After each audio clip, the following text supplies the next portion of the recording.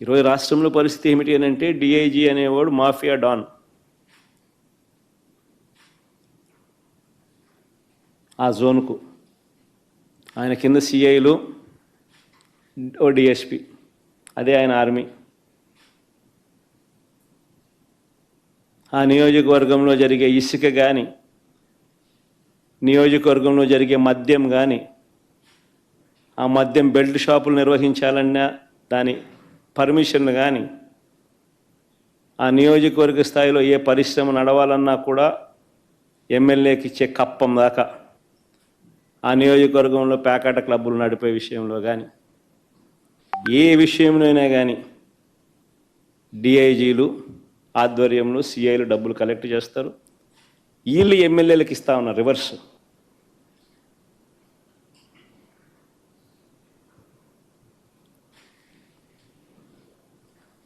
సగం వీళ్ళకి ఇస్తూ ఉన్నారు, సగం పైకి పెద్దబాబుకు చిన్నబాబుకు తీసుకొని పోతా ఉన్నారు.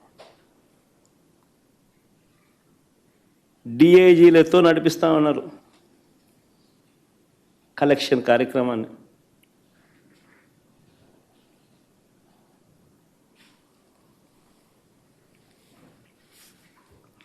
ఇవన్నీ చూసి భరించలేక కొంతమంది ఐపీఎస్ అధికారులు ఈ మధ్యకాలంలోనే చూసాం.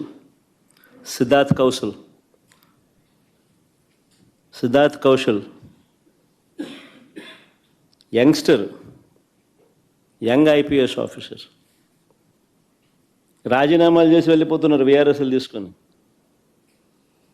ఎందుకంటే ఆయన ఢిల్లీకి పోవడానికి రిలీవ్ చేయడు, ఎన్ఓసి ఇవ్వడు. సో ఇక్కడే ఉండి ఈయనతో వేధింపులు ఎందుకు అని చెప్పి ఏకంగా రాజీనామాలు చేసి వెళ్ళిపోతున్నారు విఆర్ఎస్లు తీసుకొని.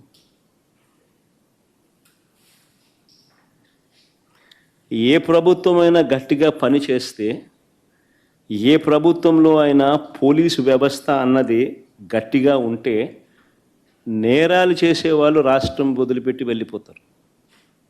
కానీ ఇక్కడ మాత్రం మన రాష్ట్రంలో పోలీసులు రాష్ట్రాన్ని వదిలిపెట్టి వెళ్ళిపోతున్నారు మంచి ఆఫీసర్లు.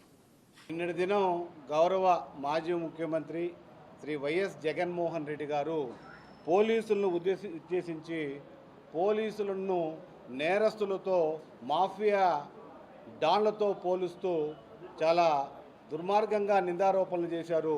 ఇది ప్రజాస్వామ్యానికి గొడ్డలు పెట్టుగా మేము భావిస్తూ ఉన్నాం. ఇది మంచి పద్ధతి కాదని చెప్పి కూడా తెలియపరుస్తూ ఉన్నాం. అదేవిధంగా చాలా అవమానకంగా, అవహేళనగా మాట్లాడిన సందర్భాలని పోలీసు అధికారుల సంఘం తీవ్రంగా ఖండిస్తూ ఉంది. అలాగే నిన్న కొన్ని పాయింట్స్ సారు మా పోలీసుల మీద మాట్లాడడం జరిగింది. దానికి క్లారిఫికేషన్ ఇస్తూ ఉన్నాం.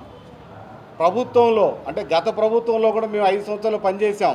ఆ పనిచేసినప్పుడు కూడా ఇదే పోలీసులు మొత్తం లాండ్ ఆర్డర్ని మెయింటైన్ చేసిన సంగతి మర్చిపోయారేమో అని ఒకసారి మీకు గుర్తు చేస్తూ ఉన్నాం. ఎందుకంటే చాలా దారుణంగా పోలీసులు మీరు అవమానించారు. అట్లాగే మీరు అంటున్నారు వైఎస్ఆర్సీపీ నాయకులను, కార్యకర్తలను బెదిరించేదానికే పోలీసు వ్యవస్థ ఉంది, నన్ను కాపాడేదానికి పోలీసు వ్యవస్థ కాదు అని చెప్పి మాట్లాడుతున్నారు. ఎంతటి దుర్మార్గంగా మాట్లాడుతున్నారు మీరు. రాగద్వేషాలకు అతీతంగా 24/7 పోలీసు చేస్తున్న పోలీసుల్ని మీరు ఈ విధంగా మాట్లాడటం సబబు కాదని చెప్పేసి మీ ద్వారా తెలియపరుస్తూ ఉన్నాం. అదేవిధంగా ఒక ప్రతిపక్ష నేతగా, మాజీ ముఖ్యమంత్రిగా పనిచేసిన మీరు సెక్యూరిటీ అంటే మీకు సెక్యూరిటీ ఇవ్వలేదని చెప్తున్నారు. అట్లాగే వాస్తవంగా చెప్పాలంటే ఆంధ్రప్రదేశ్ పోలీసుల్ని భారతదేశం మొత్తం ప్రశంసిస్తుంది, కానీ మీకు అది కనపడటం కూడా చాలా విచారకరం. అలాగే ప్రజాస్వామ్యంలో ఏ స్థాయిలో ఉన్న అధికారైనా, ఎంతటి పెద్దవాళ్ళైనా కూడా చట్టానికి అతీతులు కారని చెప్పి ఈ సందర్భంగా తెలియపరుస్తూ ఉన్నాం. అట్లాగే మీరు మొన్న అన్నారు పోలీసులందరినీ వీఆర్లో పెట్టారు. పోలీసులందరినీ వీఆర్లో పెట్టడం అనేది ఒక అడ్మినిస్ట్రేషన్లో భాగమే. మీ ప్రభుత్వంలాగా ఇదే పని చేశారు మీరు కూడా. సో దాన్ని కూడా మీరు కించపరిచే విధంగా మాట్లాడారు.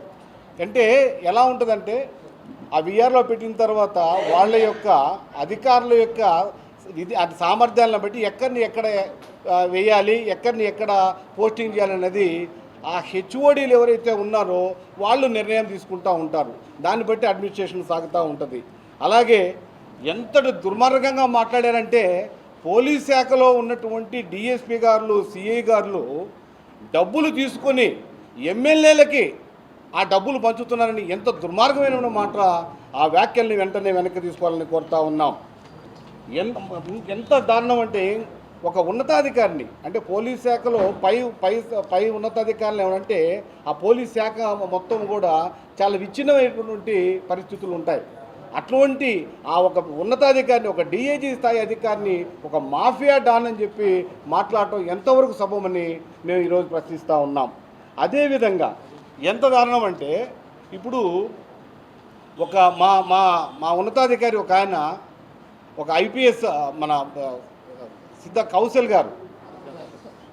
కౌశల్ గారు ఆయన వ్యక్తిగత కారణాలతోటి ఆయన పదవి విరమణ చేస్తే దాన్ని కూడా తీసుకొచ్చి రాజకీయం చేస్తున్నారంటే నిజంగా ఎంత దౌర్భాగ్యమో అసలు అర్థమే కావడం లేదు మాకు. అట్లాగే నాయకులకు ఓదార్పులకు వెళ్ళినప్పుడు కూడా అక్కడ మీరు ఇప్పుడు మీ కార్యకర్తలను ఉద్దేశించి లేకపోతే వేరే కార్యక్రమాలకు వెళ్ళినప్పుడు మాత్రమే పోలీసుల మీద భౌతిక దాడులు జరుగుతున్నాయి. ఎందుకు జరుగుతున్నాయి?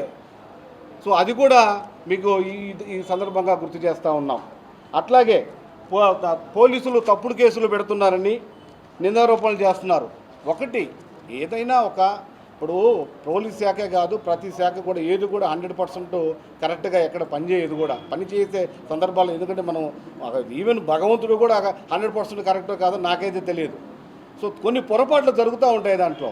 సో ఆ పొరపాట్లు జరిగినప్పుడు ఏదైనా ఉంటే మీరు న్యాయస్థానాలు ఆశ్రయించవచ్చు, అంతేగాని పోలీసుల్ని ఈ విధంగా మాట్లాడటం కరెక్ట్ కాదు. అట్లాగే పోలీసులు చట్టాలను అమలు చేసే క్రమంలో వాటికి అనుగుణంగా రూల్ ఆఫ్ లాను నిష్పాక్షపాతంగా అమలు జరుగుతూ ఉంటుంది. అంతేగాని ఏ వర్గానికో ఏ పార్టీకో మేము కొమ్ము ఖాయమని చెప్పేసి ఈ సందర్భంగా తెలియపరుస్తూ అత్యధిక శాతం పోలీస్ శాఖలో నీతి నిజాయితీతోనే ఉన్నారని కూడా మీ ఈ సందర్భంగా మీకు తెలియపరుస్తూ ఉన్నాం.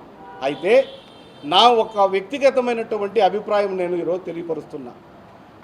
ఉదాహరణకి మన కుటుంబంలోనే కొన్ని పొరపాట్లు జరుగుతాయి. ఏం చేస్తాం మనం?